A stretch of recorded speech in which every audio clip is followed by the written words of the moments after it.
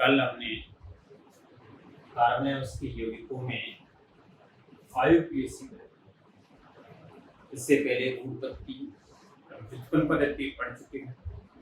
कल आईपीएससी पद्धति स्टार्ट की थी, उसमें आपने एक नियम देखा था और उसमें ये कहा था कि हाइड्रोकार्बन या कार्बनिक यौगिकों में कार्बन की संख्या के आधार पर उसके पूर्व लग्न लगाए जाते हैं या लिखे जाते हैं। मतलब जैसे कार्बन की संख्या 1 थी तो क्या लगा रहे थे मैं, 2 कार्बन थे तो क्या लगा रहे थे, जब 3 कार्बन थे तो क्या लगा रहे थे प्रोप, यदि 4 कार्बन थे तो क्या लगा रहे थे ब्यूट, ठीक है।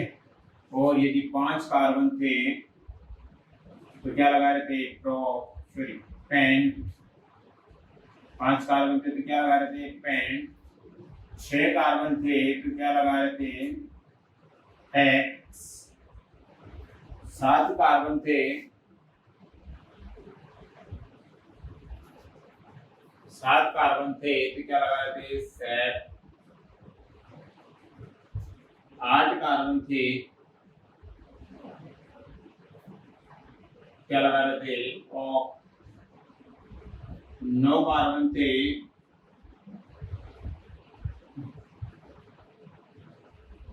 तो क्या लगा रहे थे नो। तो इस प्रकार अपने 1 से लेके 11 तक के कार्बन के लिए जो है वो पूर्व लग्न। अब पूर्व लग्न क्या है, किसी भी कार्बनिक यौगिकों में पहले लिखे जाने वाले जो मूल शब्द हैं, जो कार्बन श्रृंखला के जो मूल शब्द हैं उसको पूर्व लग्न कहते हैं। मतलब कार्बन श्रृंखला में सबसे पहले कार्बन की संख्या को लिखा जाएगा। तो एल्केन एल्कीन एल्काइन में तो कार्बन की संख्या जो है वो क्या, इसलिए पूर्व लग्न होगी, ठीक है। तो इस प्रकार ये फर्स्ट देखा। अब देखते हैं सेकंड।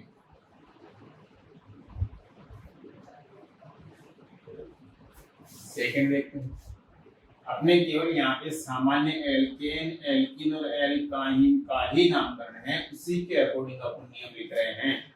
बाकी अलग अलग अगर अपने क्रियात्मक समूह होते या और कोई ग्रुप होते तो उसके अनुसार जो है फिर उसके नामकरण के नियम अलग हो जाते हैं थोड़े, ठीक है। यहाँ तो अपन केवल एल्केन एल्कीन और एल्काइन के बारे में ही पढ़ रहे हैं। देखो दूसरा है अणु में उपस्थित बंध के आधार पर, अणु में उपस्थित बंध के आधार पर उसमें क्या लगाया जाता है, अनुलग्न लिखा जाता है। सेकंड, अणु में उपस्थित बंध के आधार पर। देखो यहाँ पे अणु की जगह कार्बनिक यौगिक रहते हैं, कार्बनिक यौगिकों में ऐसे लिखा जाता है कार्बनिक यौगिकों में, ये भी लिखा जाता है कार्बनिक यौगिकों में बंध के कार्बनिक यौगिकों में उपस्थित बंध के आधार पर उसमें अनुलग्न लिखा जाता है। अनुलग्न लिखा जाता है। अनुलग्न मतलब मूल शब्द से पीछे जो जुड़ता है वो अनुलग्न कहलाता है। मतलब कार्बन श्रृंखला में कार्बन के मूल शब्द है, उसके पीछे जो शब्द लगेगा वो अनुलग्न होगा।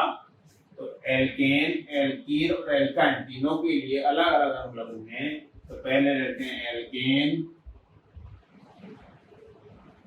फिर लेते हैं एल्कीन और फिर कहते हैं एल्काइन।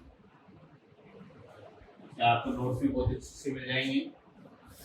एल्केन मतलब carbon single bond carbon, alkene मतलब कार्बन डबल बॉन्ड कार्बन, और एल्काइन मतलब कार्बन ट्रिपल बॉन्ड कार्बन, ठीक है बच्चों। तो एल्केन एल्कीन और alkyne single bond double bond और ट्रिपल बॉन्ड। एल्केन में हमेशा सिंगल बॉन्ड होगा, एल्कीन में डबल बॉन्ड आएगा और एल्काइन में ट्रिपल बॉन्ड आएगा। तो एल्केन के लिए जो है वो अनुलग्न लिखेंगे, एल्केन लिखेंगे N A N E N, ठीक है। एल्केन के लिखेंगे इन,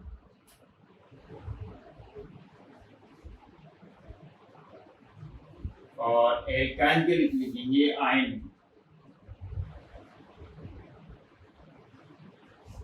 ठीक है। एल्केन के लिए एन, एल्कीन के लिए इन और एल्काइन के लिए आइन। ये क्या लिखेंगे? अनुलग्न। क्या लिखेंगे? अनुलग्न। एल्केन के लिए एन अनुलग्न लिखेंगे, एल्केन के लिए इन अनुलग्न लिखेंगे और एल्काइन के लिए आइन अनुलग्न लिखे जाते हैं, ठीक है। तो अब है तीसरा नियम, थर्ड नियम क्या है? थर्ड ये है कि अनुलग्न और पूर्वलग्न, क्या कह सकते हैं? पूर्वलग्न तथा अनुलग्न को जोड़कर नाम लिखा जाता है। थर्ड क्या है? पूर्वलग्न तथा अनुलग्न को जोड़कर क्या लिखा जाता है? नाम लिखा जाता है। देखो अपने को साधारण भाषा में समझना है, सिंपल तरीके से अपने को लिखना है। नियम को बढ़ाएं बढ़ाएं बढ़ाते जाएंगे और बढ़ता जाएगा, एक की जगह 10 नियम हो जाएंगे, लेकिन अपने को तो सिंपल नाम लिखना आना चाहिए, क्योंकि अपने को केवल नाम लिखना और नाम से सूत्र बनाना, बस ये दो ही चीज अपने को 10 में सीखनी है। तो तीसरा क्या है? पूर्वलग्न व अनुलग्न को जोड़कर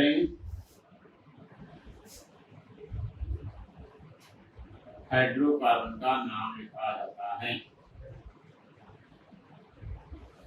हाइड्रोकार्बन का नाम लिखा जाता है, ठीक है।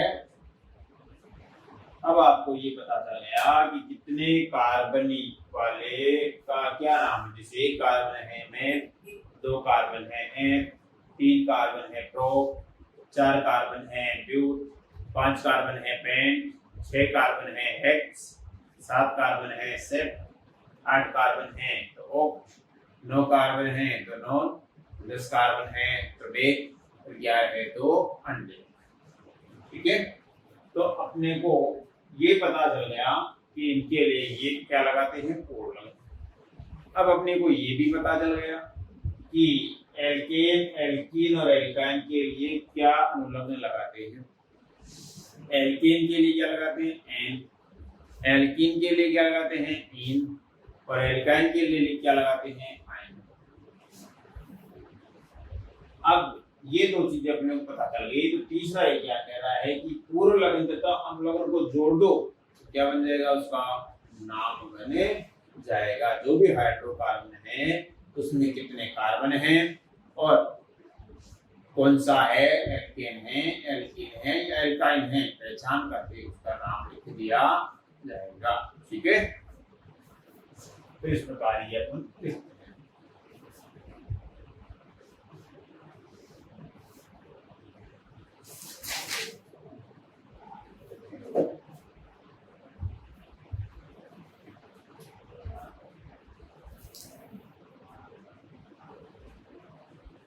ये तो हो गया अपना सामान्य दो भी, ठीक है। अब अलग अलग पढ़ते हैं। पहले पढ़ते हैं एल्केन का नामकरण।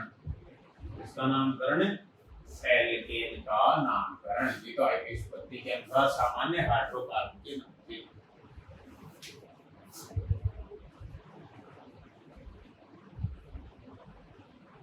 एल्केन का नामकरण। इसमें पहले देखते हैं एल्केन का सामान्य सूत्र, या पहले इसमें थोड़ा चेंजिंग कर लेते हैं। पहले एल्केन शब्द ही लिख देते हैं, फिर उसके अकॉर्डिंग आगे चलते हैं। फर्स्ट लेते हैं एल्केन। एल्केन, ठीक है। एल्केन का पहले सामान्य जनरल फॉर्मूला क्या होता है, CnH2n प्लस 2, n यहाँ पे है, n बराबर कार्बन की संख्या,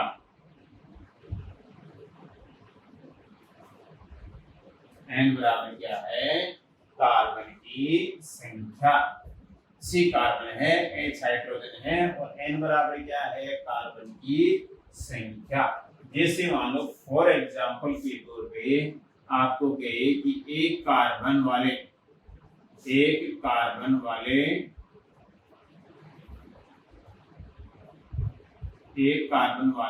एल्केन का अणु सूत्र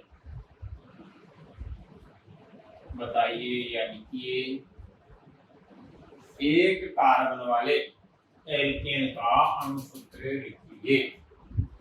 तो ये जो फॉर्मूला है, इस फॉर्मूले में n का मान यदि रख देंगे तो वहां पे एल्केन आ जाएगा, यानी एल्केन का क्या जाएगा, अणु सूत्र आ जाएगा। तो एल्केन के अणु सूत्र के लिए अपने को एक कार्बन वाला एल्केन कह रहा है, तो n बराबर 1 फॉर्मूला है, सूत्र क्या है अपने पास, CnH2n प्लस 2। तो n का मान सूत्र में रखने पर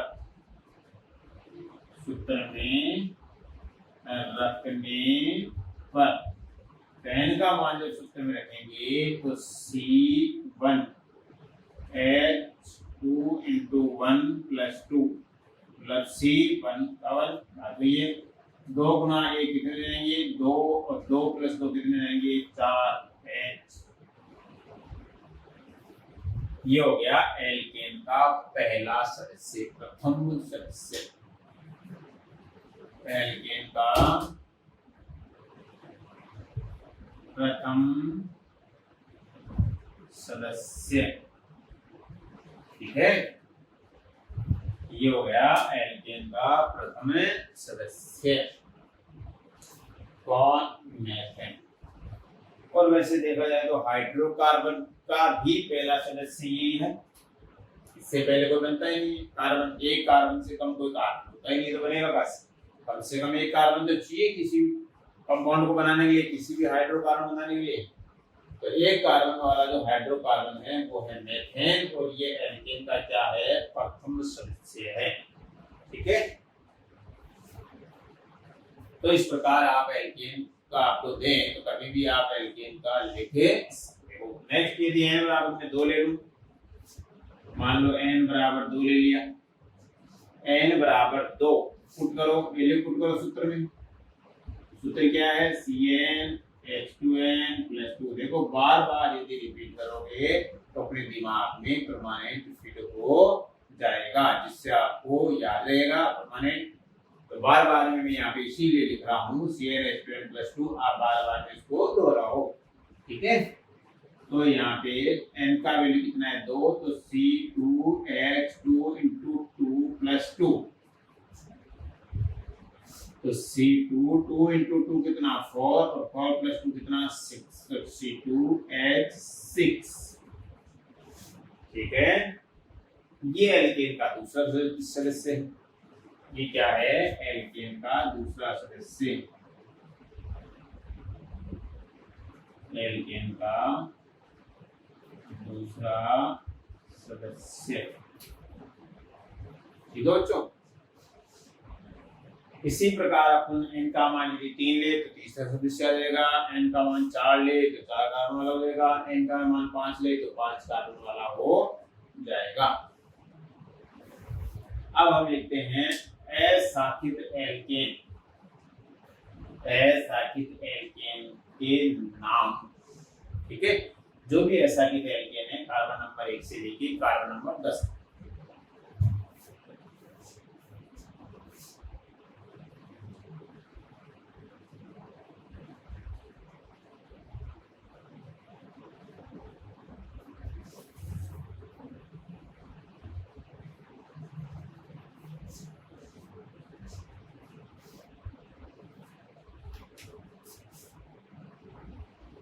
असाकिब,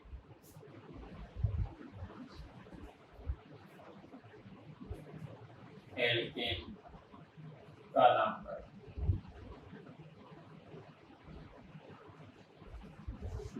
अभी भी आपको पता है, पहले क्या लिखेंगे, पूर्व लग, पूर्व लग, फिर क्या लिखेंगे, अनुलग, पूर्व लग। पूर्व लग में क्या लिखेंगे, कार्बन की संख्या, कार्बन की संख्या। और अनलग में क्या लिखेंगे, वही एल्केन, एल्कीन और एल्काइन के जो संलग्न वर्ड है, जैसे एल्केन, एन, इन और आइन, तो यहाँ क्या लिखेंगे, एन। ठीक है। अब जैसे पहला सदस्य लेता हूं, एक कार्बन वाला CH4, तो CH4 कितने कार्बन है, एक कार्बन है, तो एक कार्बन के लिए मैं, अब देखो एकल बंध है तो एल्केन, डबल बॉन्ड है तो एल्कीन, और ट्रिपल बॉन्ड है तो एल्काइन। अपन तो यहाँ पे एल्केन पढ़ रहे हैं, मतलब सभी सिंगल बॉन्ड वाले पढ़ रहे हैं, तो यहाँ पे हो जाएगा एन, तो क्या हो जाएगा, क्या नाम हो जाएगा, मेथेन। क्या हो जाएगा, methane, plus N, methane. Second CH3, CH3, कितने कार्बन हैं, एक और एक, दो, तो दो कार्बन के लिए क्या लिखेंगे, H प्लस N, FN। तीन कार्बन वाली लें, CH3, CH2, CH, तो इसका नाम क्या हो जाएगा, तीन कार्बन है, एक, दो, तीन, पीछे लिखा दिया, तीन कार्बन क्या बोलेंगे, प्रोप, तो प्रोप प्लस एन, प्रोपेन, क्या हो जाएगा, प्रोपेन। ठीक है। नेक्स्ट अपन चौथा लें,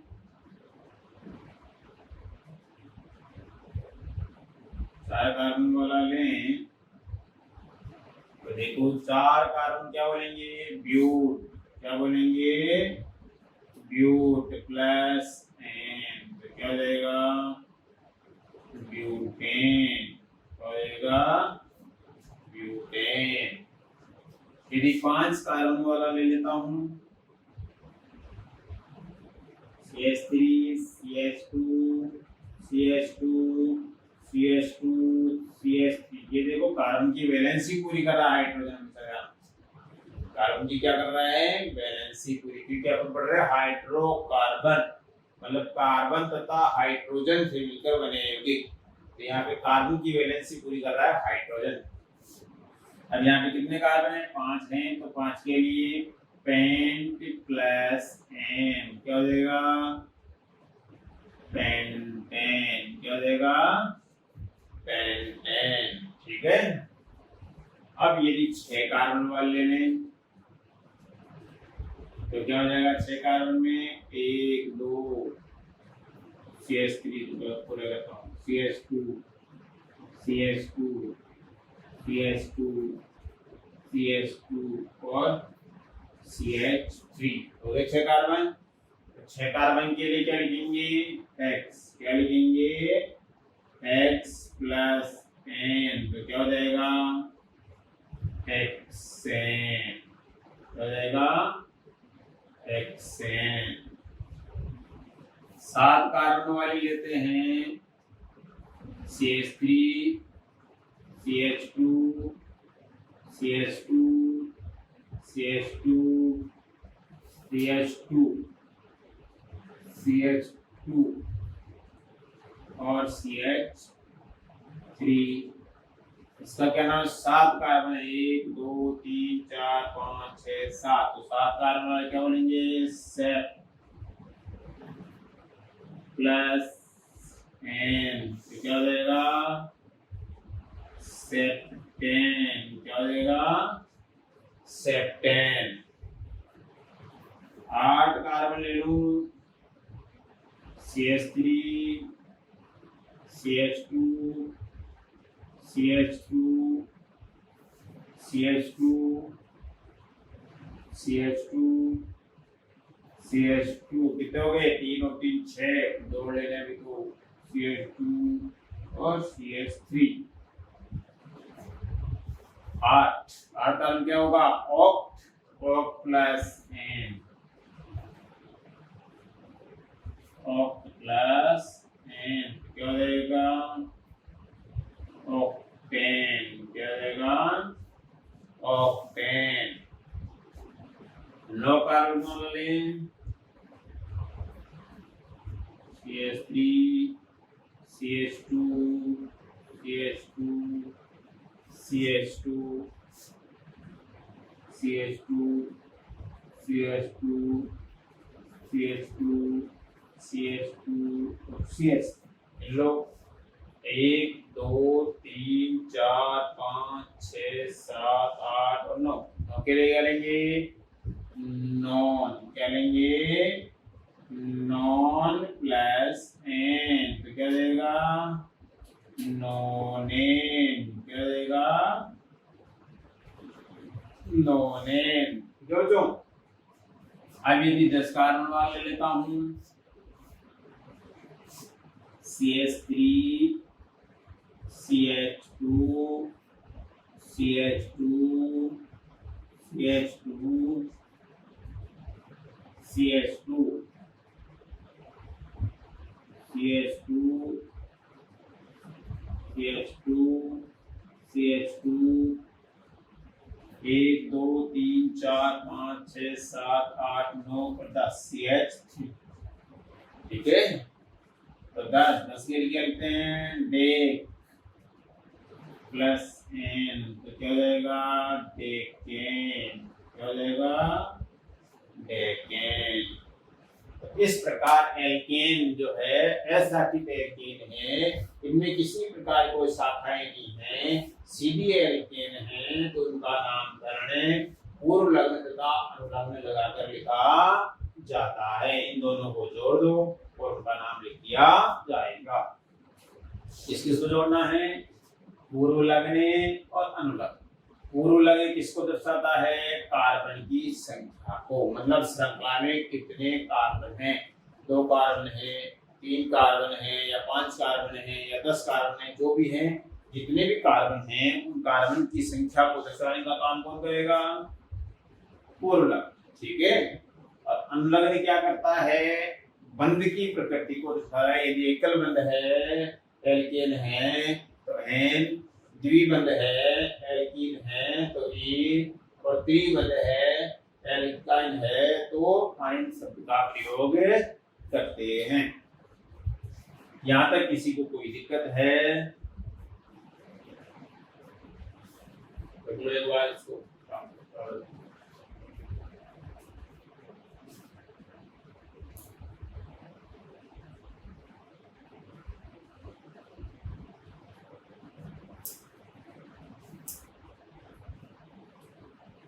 अब ये जो नॉर्मल हैं इनको कहते हैं संतृप्त एल्केन या फिर पैराफिन्स। इन्हें क्या कहते हैं? संतृप्त एल्केन या पैराफिन्स। जो एल्केन हैं उन एल्केन्स को कहेंगे संतृप्त एल्केन्स या पैराफिन्स।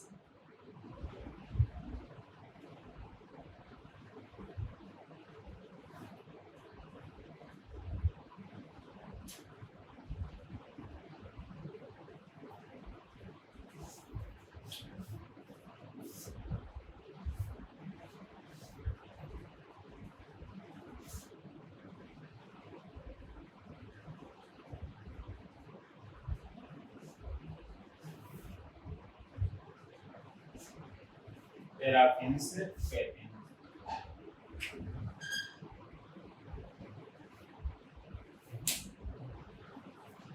अब देखो आगे, ये तो थी अस्थापित एल्केन के नाम।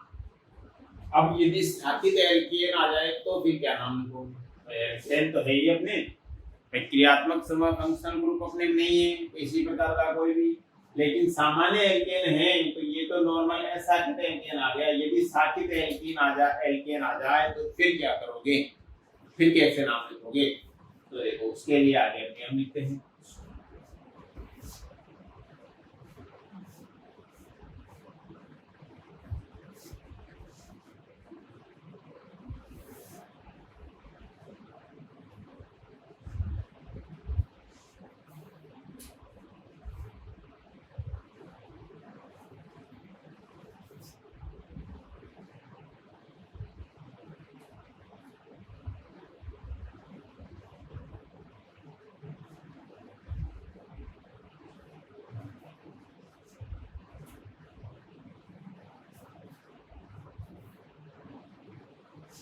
साकित एल्केन आ जाए तो साकित एल्केन का नामकरण किस प्रकार लिखा जाएगा?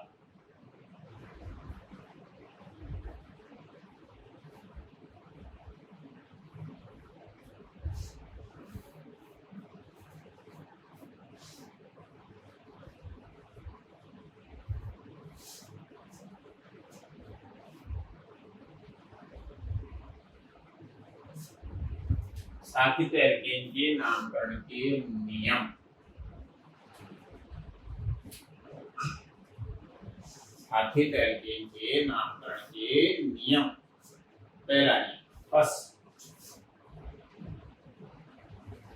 नियम क्या करेंगे? सबसे लंबी श्रृंखला का चयन करेंगे, मतलब कार्बन की सबसे लंबी श्रृंखला जो होगी वो अपने को लेंगे। यदि असाकित है तब, साकित है तब, साकित है तब क्या करना है? सबसे लंबी श्रृंखला का चयन करना। क्योंकि असाकित थी उनका तो अभी मैंने सभी का नाम लिखवा दिया 1 से 10 तक। आपके बुक में 1 से 10 है तो 1 से 10 सारे नाम लिखवा दिए। लेकिन यदि साकित है एल्केन साकित है तो वो उसका नामकरण कैसे किया जाए? तो सबसे पहले है साकित एल्केन में क्या करते हैं? सबसे लंबी श्रृंखला का चयन करते हैं।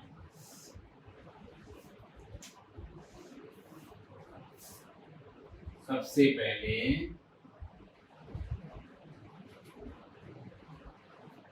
सबसे लंबी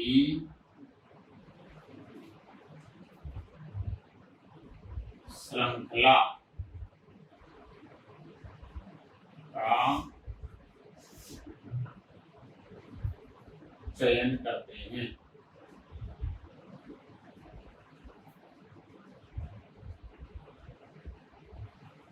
सबसे पहले सबसे लंबी श्रृंखला का चयन करते हैं तथा मुख्य श्रृंखला के बाहर स्थित मुख्य श्रृंखला के बाहर स्थित मुख्य श्रृंखला के बाहर स्थित समूह को प्रतिस्थापी कहते हैं। समूह को प्रतिस्थापी समूह कहते हैं।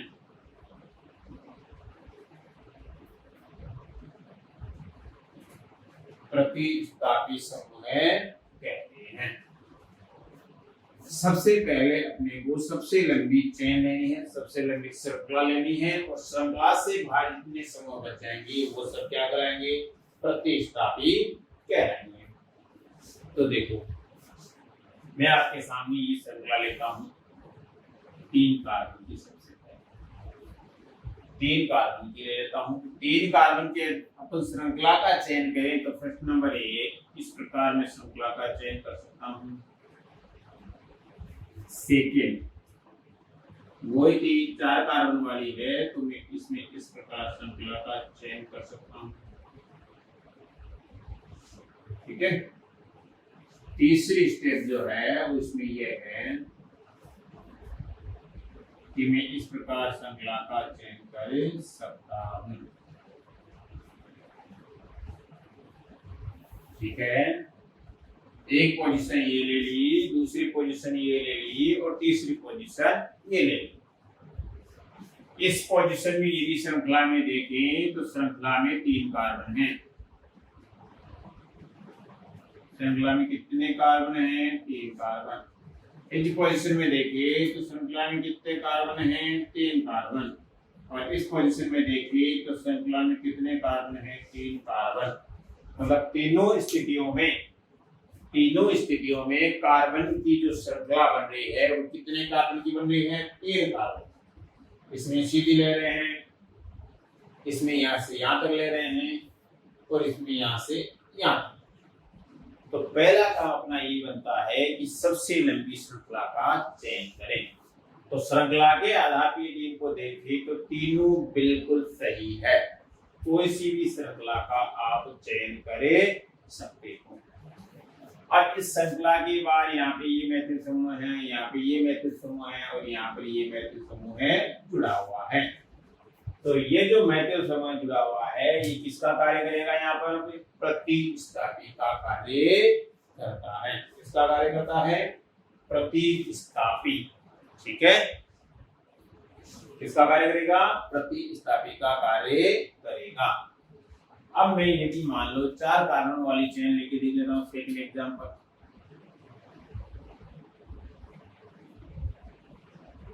क्या और बढ़ा लेते हैं कार्बन, जैसे मान लो ये तो बढ़ा लिए कार्बन। ठीक है, दूसरी सी की एक और बनाता हूँ।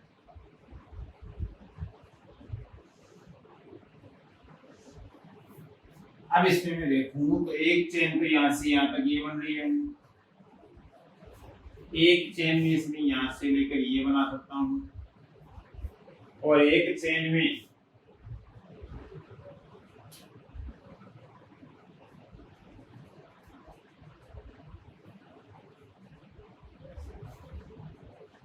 ये बना सकता हूँ। ये इसकी फर्स्ट कंडीशन है, ये इसकी सेकंड कंडीशन है और ये मतलब 3 प्रकार से इसमें मैं चेन बना सकता हूँ, श्रृंखला का निर्माण कर सकता हूँ। जिसमें पहली में है 1 2 3 4 5 6 कार्बन, दूसरी में है 1 2 3 4 5 कार्बन और तीसरी में है 1 2 3 4 और 4 कार्बन। तो अपना नियम क्या कह रहा है? नियम ये कह रहा है कि सबसे पहले सबसे लंबी श्रृंखला का चयन करना है। मतलब ऐसी श्रृंखला लेनी है जिसमें सर्वाधिक मात्रा में कार्बन आए, जिसमें क्या हो? सबसे अधिक कार्बन आए। इस श्रृंखला में देखिए तो 6 कार्बन आ रहे हैं, इस श्रृंखला में देखिए तो 5 कार्बन आ रहे हैं और इस श्रृंखला में देखिए तो 4 कार्बन आ रहे हैं। जबकि स्ट्रक्चर आपको सब दिख रही है, 3 स्ट्रक्चर सेम है, स्ट्रक्चर में कोई दिक्कत नहीं है, लेकिन इनमें कार्बन की संख्या प्रत्येक चेन में अलग अलग है। तो अपने को तो वो चेन लेनी है जिसमें कार्बन की संख्या क्या हो? सबसे ज्यादा। तो इसमें सबसे ज्यादा है तो ये तो है सही और ये भी गलत और ये भी गलत।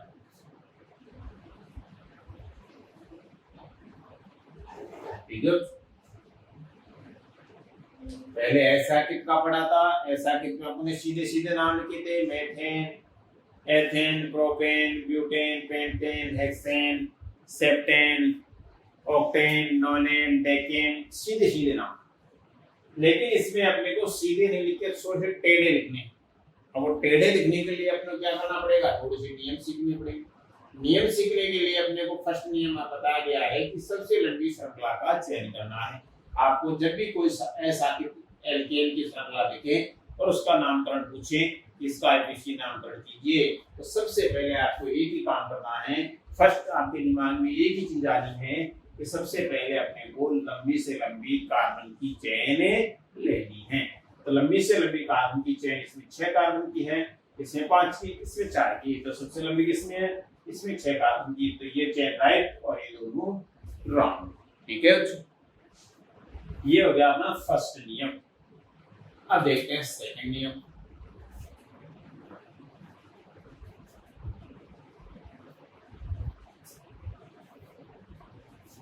ठीक है बच्चों, आगे जो सेकंड नियम पे चलते हैं।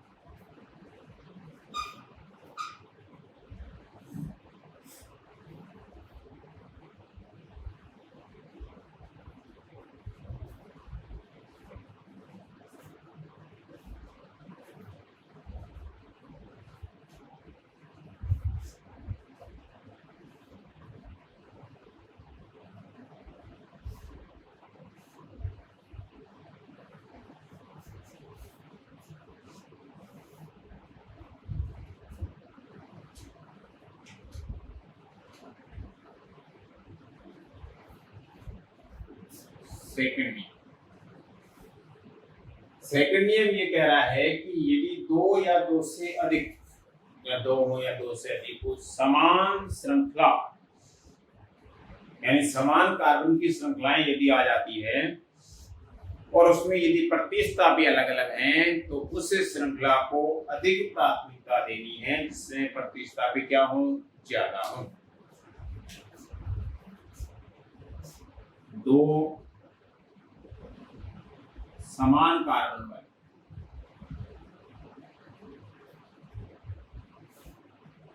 वाली श्रृंखलाओं में उस कार्बन उस श्रृंखला का निर्धारण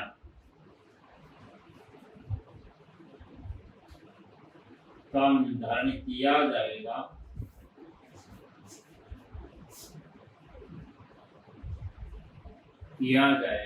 जिस श्रृंखला पर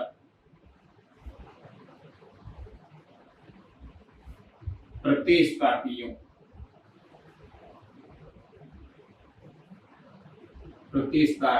की संख्या ज्यादा हो।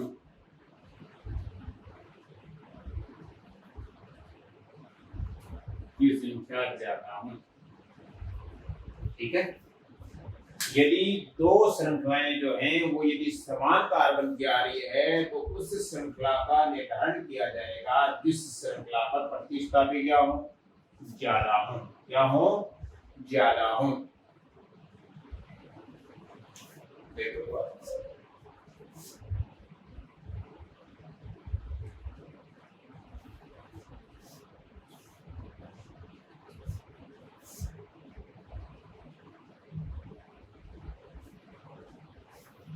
ये अपने पास स्ट्रक्चर है, इसकी ओर ना पाऊंगी।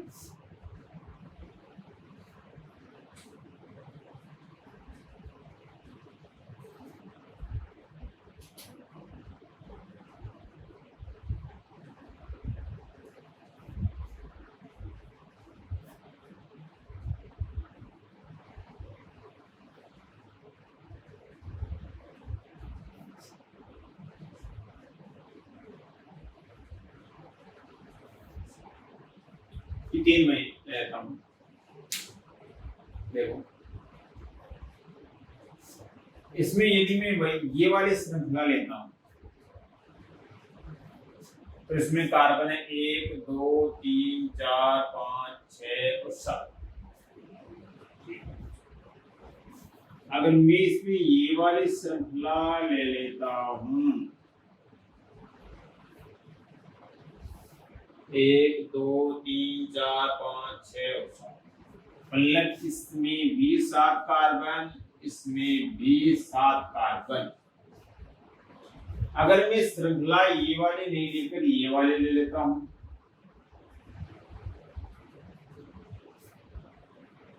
तो 1 2 3 4 5 कार्बन। कितने कार्बन? 5 कार्बन। तो अपने को तो पहले 7 कार्बन वाली 5 से ज्यादा आ रही है तो ये तो देखते ही क्या करना है, रॉन्ग, गलत। अगर मैं ये वाली नहीं लेकर ये वाली ले लूं ऐसे तो 1 2 3 4 5 आएंगे। अगर ये वाले ले लूं तो देखो 1 2 3 4 5 आएंगे। ठीक है। तो इस सब में बाकी की जो चेन बचेंगी उस सब में 5 5 कार्बन आएंगे और ये दो जो चेन बनेंगी उसमें कितने आएंगे? 7 7 कार्बन आएंगे। तब अपने को 7 कार्बन की चेन ये लेनी है या ये लेनी है, ये निर्धारण करना है। भाई ये भी 7 कार्बन की है और ये भी 7 कार्बन की है। सबसे लंबी श्रृंखला का निर्माण कर लिया, लेकिन अब ये कह रहा है कि सबसे लंबी श्रृंखला का निर्माण तो कर लिया लेकिन यदि एक से अधिक 2 लंबी बराबर कार्बन की श्रृंखलाएं बन रही हो तो उस श्रृंखला का निर्धारण करना है जिसमें प्रतिस्थापियों की संख्या क्या हो, ज्यादा हो। अगर ये वाले लेते हैं तो इसमें प्रतिस्थापी 1 और प्रतिस्थापी 2 और यदि ये वाले लेते हैं तो इसमें प्रतिस्थापी 1 प्रतिस्थापी 2 और प्रतिस्थापी 3। बताओ कौन सी लें? ये ए मान लो और ये बी मान लो, तो ए वाली लें या बी वाली, तो आप कहोगे बी वाली राइट और ए वाली रॉन्ग। क्यों? क्योंकि इसके पास केवल 2 प्रतिस्थापी हैं, जबकि इसके पास कितने प्रतिस्थापी हैं? 3 प्रतिस्थापी हैं। आगे बात समझ में? ठीक है। इस प्रकार आप जो है वो दूसरे नियम के अकॉर्डिंग कार्बन की श्रृंखला का चयन कर सकते हैं। पहले के अकॉर्डिंग तो सबसे लंबे ले सकते हैं, दूसरे के अकॉर्डिंग सबसे लंबी यदि एक से अधिक हो तो फिर क्या लें? तो फिर वो लें लंबी से लंबी हो, लेकिन प्रतिस्थापी संख्या भी उसमें क्या हो? ज्यादा हो। ठीक है।